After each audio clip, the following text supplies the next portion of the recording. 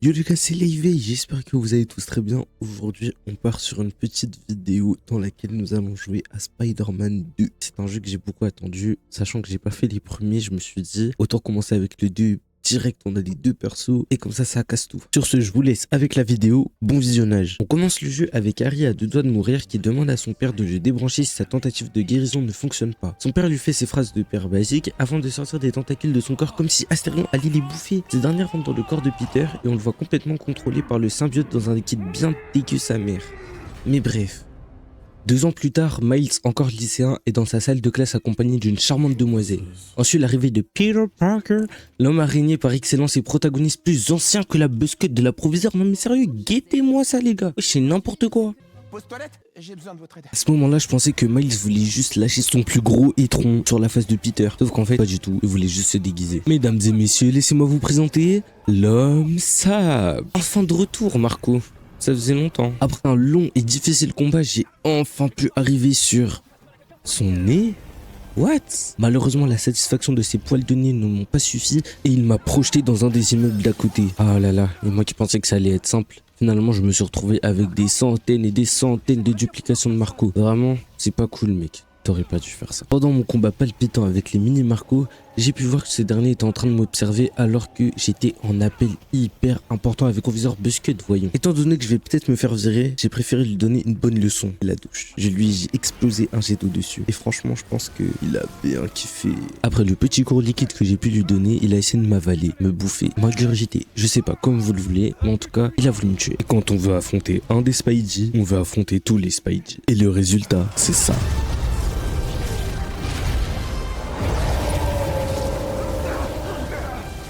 Juste après ce combat cataclysmique, mégasonique, hypersonique et comme vous voulez, on se retrouve 6 mois plus tôt avec un mec super badass et tout, carrément il goûte du sang, guettez-moi ce cannibale en chasse. Il s'est fait traquer par un mec qui s'appelle Kraven et ce dernier, il va le tuer. Quelques secondes après, on apprend que Kraven, grand méchant, est un mercenaire.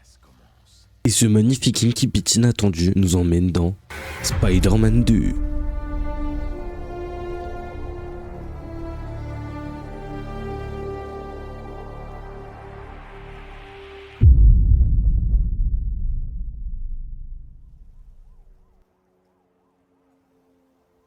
Après tous les dégâts causés par Marco, j'ai encore dû payer les pots cassés. En plus, j'ai plus de réseau. C'est honteux. Lié à mon problème de réseau, j'ai dû demander de l'aide à mon ami Ganki. Et ce dernier m'a donné un plan d'imprimante 3D pour du coup imprimer un ami. Bien reçu. Évidemment, j'ai pas d'amis, du coup, bah c'est sad quoi. Mais tu pourrais devenir mon ami en commentant, partageant, t'abonnant. Ce qui donne AMI. Je viens de me faire un ami.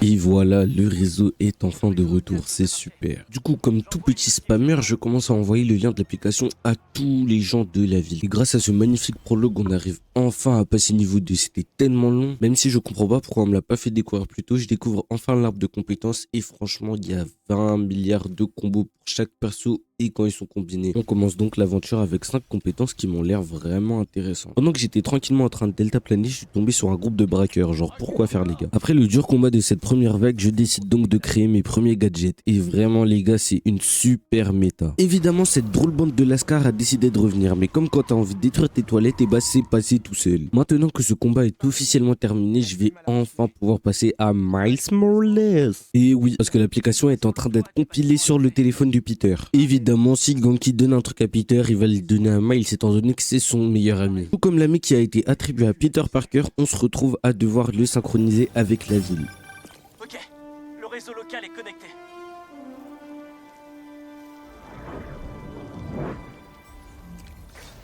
Nouveau crime signalé. Et oui, il fallait s'y attendre. Évidemment que cette ville ne serait jamais calme. Il a donc fallu arrêter les fameux collègues de nos amis les braqueurs qui cette fois-ci ont tout simplement décidé de braquer un fourgon. Et voilà, travail terminé. Malheureusement, ça se voit que Ganki et moi, on n'a pas la même vie. Pendant que moi j'étais en train de tuer des braqueurs, lui il était tout simplement en train de mettre à jour une application. Pendant que j'étais tranquillement en train d'imiter Marge Simpson, je me suis retrouvé dans un incendie en train de sauver des civils. Mais tout ça c'était avant de découvrir Précieux. Et comme tous les hommes, je suis attiré par toutes les choses qui brillent jusqu'à ce que je me fasse attraper par un clown de l'homme sable. Ou du moins une bande de clones de l'homme sable. Après avoir appris que j'ai été pris dans un guet-apens, je me suis pris une super claque. Et comme tout homme araignée qui se respecte, j'ai décidé de les combattre parce que j'ai une dignité tout simplement. Et évidemment, vous commencez à me connaître, je les ai tout simplement fumés. pour ensuite détruire mon fameux précieux qui apparemment renfermait les souvenirs de Marco. Je vous mens pas, les cristaux c'est bien, mais je préfère sauver les gens jusqu'à ce que je tombe sur J. Jonah Jameson. Bon, évidemment, ce journaliste égocentrique n'a aucune reconnaissance envers moi, mais c'est pas grave, je vais l'emmener à l'hôpital directement, on va pas le laisser mourir quand même. Bon, Jameson, c'est pas que je t'aime pas, mais c'est pas toi qui paye ma nourriture, ou du moins tu la payes plus. Bonjour. Oui, c'est moi, Peter Parker. Je suis désolé.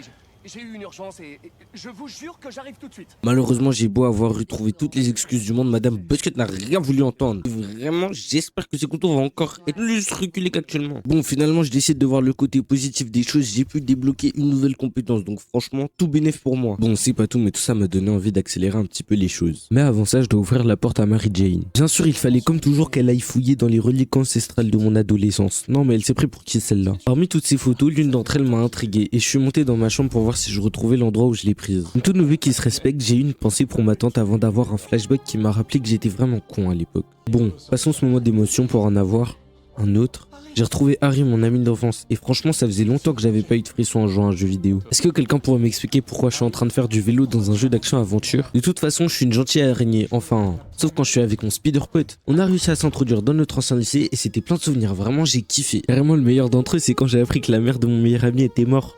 J'ai kiffé. Non mais sérieusement, guettez-moi cet homme faible là, on dirait il fait que pleurer. Pendant que nos deux petits vieux étaient en train de réviser leur nostalgie, on a Miles qui était en train de rédiger son essai.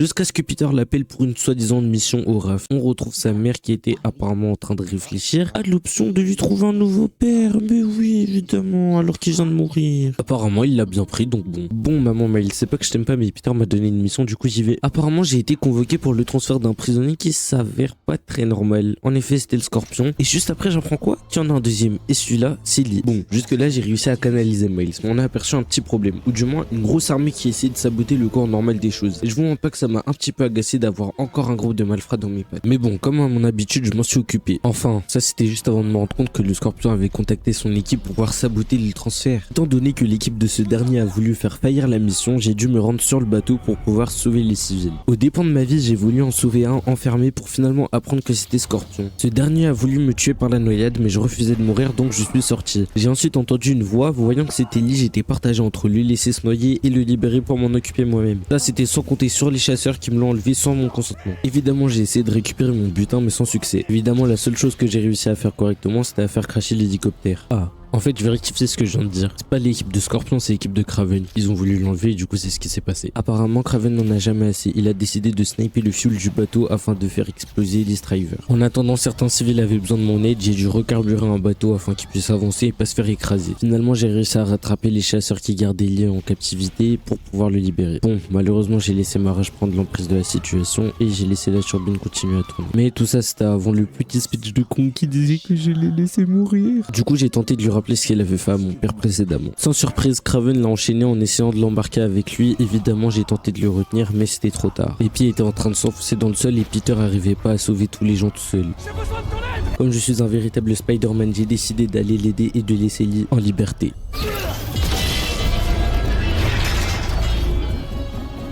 Finalement, tout est bien qui finit bien. Miles décide donc d'aller voir son oncle Aaron Davis, alias le rôdeur. Comme Toto Aaron se fait vieux, il nous confie une mission dans laquelle on doit aller chercher un ravitaillement pour lui. J'étais vraiment hyper surpris d'apprendre que c'était des anciens prototypes de tenue de mon oncle. Bon, les cadeaux d'Aaron sont bien beaux, mais j'ai un rendez-vous, moi. Je dois retrouver Ganke et Hailey directement. Grâce à mes super pouvoirs de maquerelle charismatique, j'ai pu entendre comme quoi une professeure avait disparu. M'étant rendu compte qu'elle s'est faite kidnapper, je décide donc d'aller la sauver. Avant de tout simplement la ramener là où elle aurait dû rester. Après la convocation de la Emily May Foundation faite à Peter, ce dernier s'y rend et retrouve son ami Harry Osborn. Ce dernier lui fait faire une visite des locaux de la boîte avec beaucoup d'insistance afin de lui faire rejoindre la fondation. D'ailleurs, vous pourrez noter qu'ils ont croisé l'ancien lézard, le Dr Connor. Après un petit tour en solitaire, je décide de rejoindre Harry en haut afin qu'il puisse me montrer l'accélérateur de particules. Après les multiples supplications de mon ami, comment aurais-je pu refuser un poste aussi incroyable sachant que j'ai plus de boulot?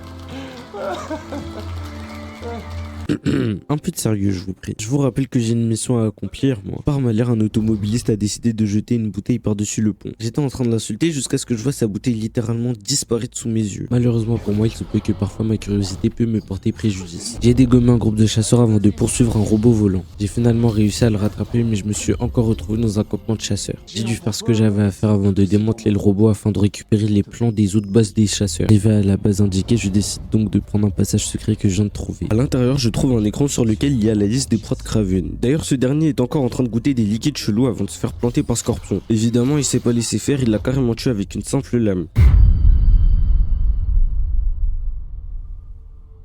On retrouve ensuite Miles en train de lire des articles sur Lee. Sa mère veut lui faire rencontrer son copain, mais Peter l'appelle pour une mission des plus importantes. Sa mère ouvre son ordi pour essayer de savoir ce qu'il se trame, et elle comprend qu'il est lui aussi parti pour une chasse. Peter a demandé à Miles de mettre Felicia Hardy alias Black Cat en sécurité. Mais apparemment cette dernière n'avait pas besoin d'aide puisqu'elle a un sceptre magique lui permettant de se téléporter là où elle le souhaite. Et sans surprise, cet énorme égoïste s'est échappé avec. S'ensuit donc une énorme course-poursuite durant laquelle je me retrouve même en Antarctique, et je vous mens pas, il fait froid. Mais alors très froid là-bas. Je finis quand même par la rattraper, mais cette dernière m'avoue que son ami est coincé à Paris, que des gens lui veulent du mal. Malgré nos différends, étant donné que je suis Spider-Man, je décide tout de même de l'aider. Et maintenant, direction la fête foraine. Miles et Gonky sont intrigués par une attraction nommée le Mysterium, ouverte par Quentin Beck, l'ancien Mysterio. Ce dernier incite les deux à rentrer, mais finalement, il n'y a que Miles qui est assez aventureux pour y aller. D'ailleurs, en parlant de lui, ce dernier se transformera mentalement en DJ et il commencera à nous livrer un bon gros spectacle. Enfin, tout ça, c'était avant qu'il y ait un bug dans la matrice. Spider-Man commence donc à avoir des hallucinations et il se combat dans une dimension imaginaire dans laquelle il retrouve ses pires cauchemars. Finalement, il arrive à sortir de cette dimension bien qu'un peu étourdi. L'attraction ferme donc évidemment ses portes puisqu'il ne faut pas qu'un autre incident se produise. Nos deux Spider-Man se rejoignent accompagnés de leurs amis respectifs et Miles fait la rencontre tant attendue d'Harry Osborn. Malgré la joie de Peter déjà à la rencontre de ses deux amis, Miles rentre chez lui à cause de sa fatigue. MJ, Pete et Harry décident donc de faire des attractions à la fête foraine pour rentabiliser leur soirée. Pendant qu'on se baladait, on voit Tombstone en train d'aider quelqu'un, apparemment cette fois regorge de super vilains repentis. Notre trio préféré continue de faire le tour en s'essayant au marteau. Peter touche évidemment le plus haut, mais sans m'y attendre, je découvre qu'Harry a une force bien trop accrue pour quelqu'un en rémission. Bon, c'est bien d'être à 3, mais c'est pas avec Harry que Peter va avoir des enfants. Pendant que nos deux amoureux s'enlaçaient, les chasseurs ont débarqué et menacé des civils. Ces derniers recherchaient Tombstone et malheureusement pas pour le câliner. Peter décide donc d'aller aider Alonso parce qu'une araignée ne laisse jamais tomber. On est rejoint par Harry qui maintenant sait se servir de son symbiote qui vient d'être découvert pour sauver les gens apparemment.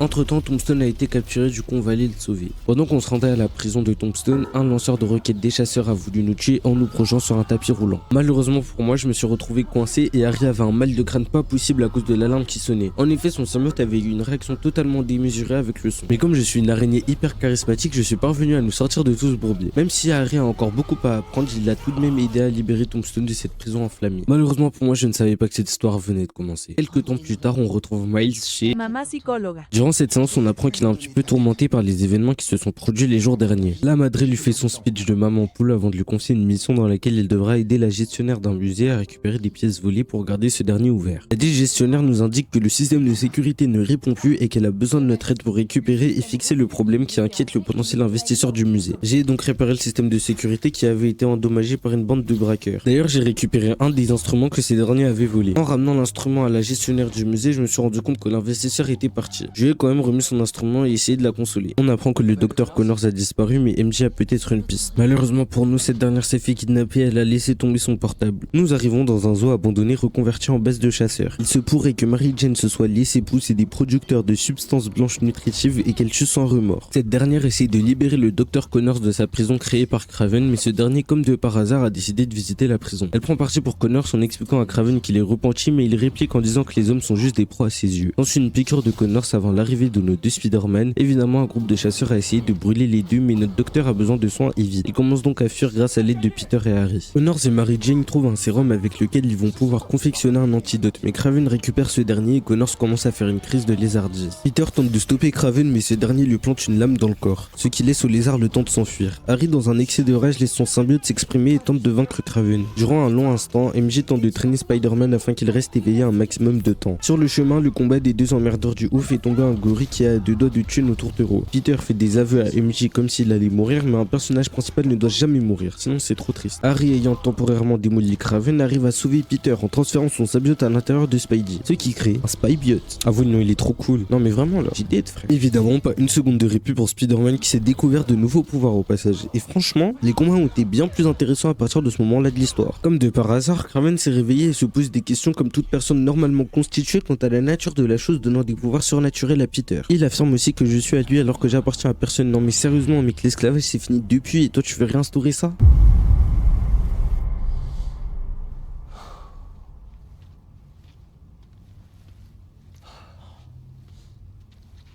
Faites pas cette tête-là. Je vais bien. Harry se réveille avec un petit regain d'énergie, ce qui est étonnant quand on sait que le transfert a remis sa maladie sur pattes. Spikebiot a tenté à de multiples reprises de retransférer la chose qui l'avait aidé à tenir bon, sauf que cette dernière avait décidé de le garder en août. Harry nous indique qu'on doit retrouver Connors et grâce au couteau anciennement planté dans Spidey, on peut localiser Kraven afin de récupérer l'antidote qui nous permettra de retransformer le lézard en être humain pour qu'il nous aide à trouver une solution déliant Peter au symbiote. Je commence par me rendre au solide Godpawn, où je rencontre un homme qui m'apprend le nom de Kraven, et préparez-vous, Kravenov. Je me rends ensuite au 718 Kent pour assister à la fête de Kraven parce que oui, si je l'appelle par son réel nom, je vais faire qu'exploser de rire et il faut quand même vous proposer du contenu convenable, sinon c'est pas drôle. Évidemment, je compte pas rentrer comme ça et grâce à mon symbiote, je peux me mettre en costume en un clin d'œil. Dès que j'entre, mon chef me donne un plat à servir au bras droit de Kraven, je pars donc à sa recherche. Et aussi étonnant que le nom de son maître, j'ai découvert que c'était un tigre. Je l'ai endormi puis j'ai fouillé pour trouver une lettre m'indiquant l'emplacement de Kraven. Je me rends donc au monastère, je récupère le sérum et je m'en vais avant qu'il fasse sonner sa cloche 2 fois. Je remets le sérum à Harry et on l'analyse afin de connaître sa composition. On se rend compte que c'est du palmitate de méthyle mais qu'il est instable. On va donc lui faire gagner des électrons en le plaçant dans l'accélérateur de particules. Pendant que l'antidote était en cours de préparation, je me suis battu avec un mi-ours-mi-homme et j'ai aussi passé à feu et à sang l'intégralité des chasseurs sur mon chemin ainsi que le bâtiment, même si ça c'était pas trop prévu. Harry a ensuite pu récupérer l'antidote avant que son père arrive histoire de s'assurer que tout va bien. Le lendemain, on retrouve Miles qui va discuter avec le défunt Daron. Il lui avoue qu'il veut retrouver Lee, mais il ne sait pas comment faire. En parallèle, Peter se rend chez Connors, tire un tableau accroché à un engrenage et arrive à trouver la salle de crise du docteur. Il aurait fabriqué cette dernière pour protéger sa famille de sa lézardise. Regardant les affrosités causées par Kraven, Spikebiot trouve un échantillon du sang du docteur. Ah oui aussi, il y a un groupe de chasseurs qui sont venus pour me livrer à Kraven, évidemment que j'ai gagné. J'apprends aussi que le docteur est parti au marché aux poissons d'Harlem, mais je manque cruellement de temps pour m'y rendre. En attendant, on retrouve Miles en pseudo-date avec Hailey, mais lui aussi c'est un Spider-Man, donc pas de répit. Il reçoit une notification du Daily Bugle qui a fait un article entier sur Lee. Attention, un appel de Peter lui demandant d'aller trouver le lézard avant qu'il détruise tout sur son passage malgré sa volonté. J'infiltre donc le marché aux poissons avec sa fonctionnalité d'invisibilité qui apparemment n'est pas très fonctionnelle. Après un combat plutôt long contre des chasseurs, j'arrive à hacker un des robots volants que j'ai neutralisé pour que Ganke puisse m'aider à trouver le lézard en contrôlant ce dernier. Malheureusement, il n'est pas très doué et il a bouché le passage, j'ai donc dû me frayer mon propre chemin. En parcourant les canalisations, j'ai croisé un petit truc vert qui était au final bien plus grand que ce que je pensais.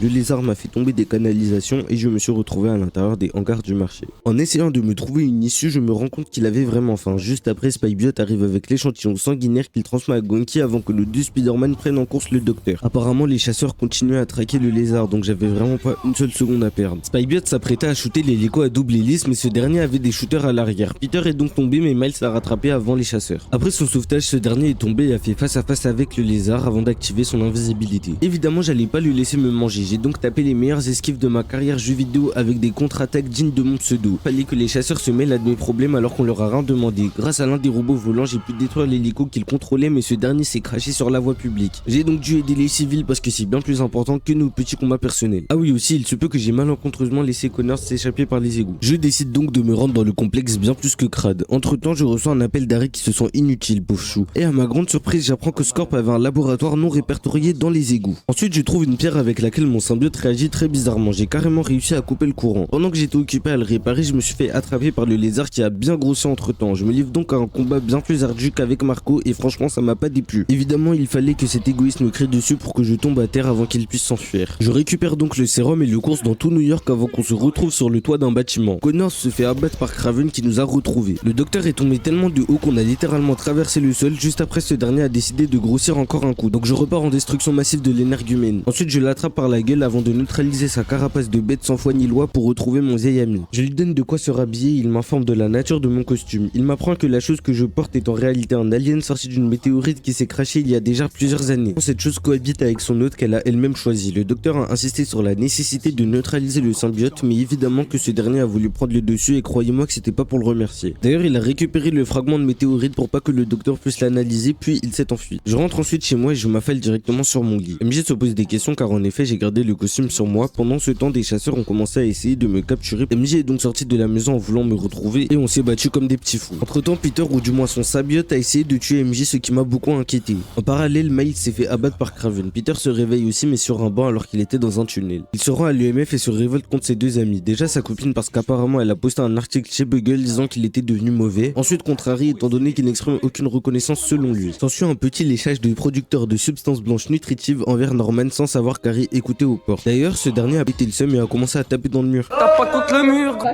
Ah mince, j'avais oublié Miles, il faut donc qu'on aille le sauver pour calmer la madré. D'ailleurs on retrouve ce dernier en pleine évasion de prison. Pendant l'évasion il se retrouve dans une arène avec un combat organisé par Kraven durant lequel il va devoir affronter Mister Négative alias Lee. Pendant le combat, Mister Négative est allé dans les profondeurs de l'esprit de Miles afin de décrypter un maximum d'informations pour le déstabiliser par la suite en trouvant ses points faibles. Malgré tout, j'ai canalisé toute ma haine que j'avais envers lui pour le faire sortir de ma tête avant de lui laisser la voie libre pour qu'il aille retrouver Parker. Lee arrive à retrouver Spikebiot et lui indique l'emplacement de Miles. Pendant que j'étais en opération sauvetage, Kraven m'a enfermé mais j'ai libéré la puissance du symbiote qu'il y avait en moi afin de détruire la cage qui m'était prédestinée. Alors que je me livrais à mon combat final avec Kraven, Miles a décidé de sauver ce dernier sous prétexte que tout le monde avait le droit à une dernière chance. Mais cela n'avait pas plu à Peter qui s'est battu avec Morales.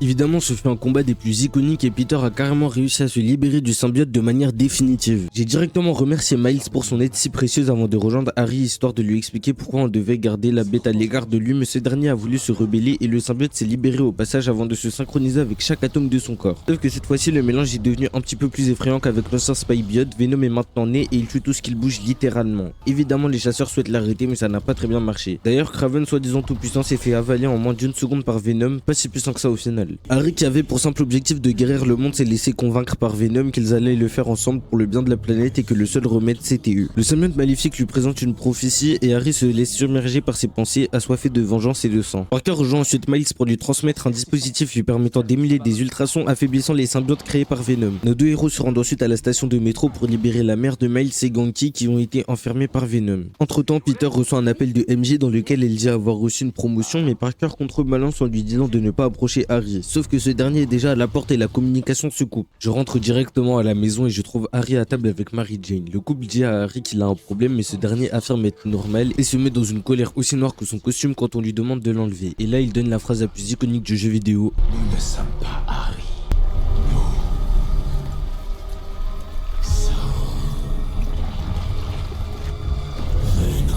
D'ailleurs, ce connard a transformé ma femme en symbiote elle aussi. Elle ressemble désormais à un lion avec une crinière et elle me projette avec. Après un long combat, Parker délivre en face à bien-aimé de sa cage symbiotique. Désormais libre, on dirait qu'elle a la dalle. Quelques minutes plus tard, Watson appelle Jameson pour lui annoncer sa démission. Peter a voulu aider Miles au centre-ville mais le symbiote est retourné en lui. Avec l'aide de Négative, Morales va parvenir à libérer son ami et même à créer un anti-Venom. On parvient aussi à assister à la repentance de Lee, ce qui est, avouons-le, assez étonnant. Venom essaye de rassurer Norman et se rebelle contre lui après l'avoir vu paniquer. Évidemment, le symbiote tente de préserver la météorite. Nos trois amis commencent à élaborer un plan bien ficelé pour pouvoir arrêter Venom. Peter va écarter le plus possible Venom afin de l'isoler, ensuite Mary Jane et Miles feront diversion pour récupérer le fragment de météorite et le placer dans l'accélérateur de particules. Venom était en train de soulever Peter jusqu'au moment où je me rends compte que ce dernier a des ailes, il faut donc laisser Miles prendre le relais. Pendant ce temps, Mary Jane place la météorite dans l'accélérateur de particules. Entre temps, Peter qui était hors d'état de nuire est revenu en force, ce qui laisse à Miles du temps pour se remettre des coups assénés par Venom. Après un combat salement long et difficile pour nos deux protagonistes, le symbiote se détache d'Harry car la météorite avait fini son traitement et a annulé l'esprit de ruche. Tout le monde est blessé, y compris Harry, mais grâce au pouvoir de Miles, ce dernier est revenu à la vie. Et voilà, tout est bien qui finit bien. Au final, Mary Jane Watson deviendra une blogueuse indépendante. Peter Parker a enfin pris sa retraite et a décidé de léguer son rôle à Miles Morales. Sur ce les gars, c'était l'Eveil, j'espère que ma vidéo vous aura plu. N'oubliez pas de vous abonner, commenter, partager et liker cette vidéo, ça m'aide beaucoup pour le référencement. Cette vidéo m'a pris 2 semaines à faire et moi je vous dis à la prochaine.